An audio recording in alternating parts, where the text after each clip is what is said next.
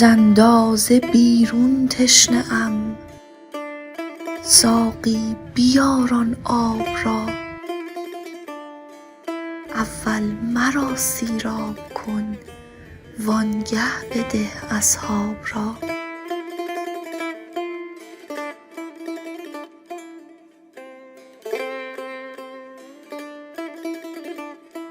من نیز چشم از خواب خوش بر می نکردم پیش از این،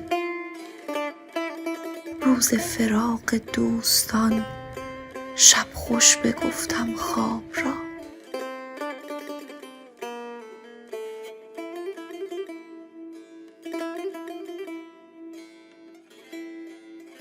هر پارسا را کان صنم در پیش مسجد بگذرد، چشمش بر ابرو افکند باطل کند محراب را.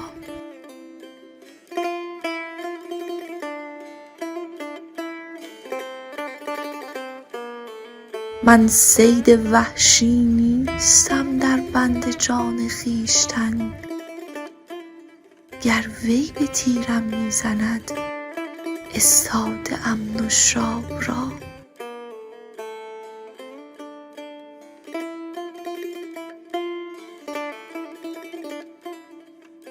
مقدار یار هم نفس چون من نداند هیچ کس، ماهی که بر خشک اوفتد قیمت بداند آب را.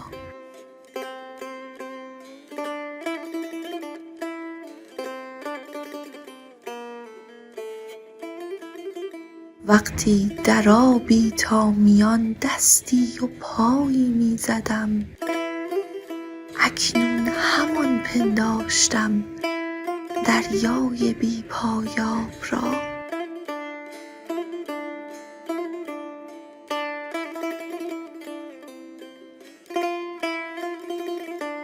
امروز حالی غرقم تا با کناری اوفتم، آنگه حکایت گویمت درد دل غرقاب را.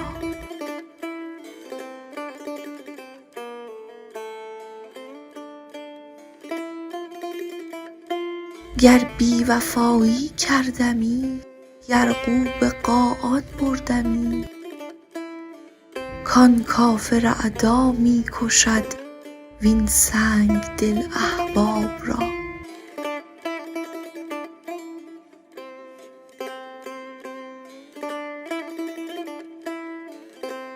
فریاد می دارد رقیب از دست مشتاقان او، آواز مطرب در سرا زحمت بود بواب را.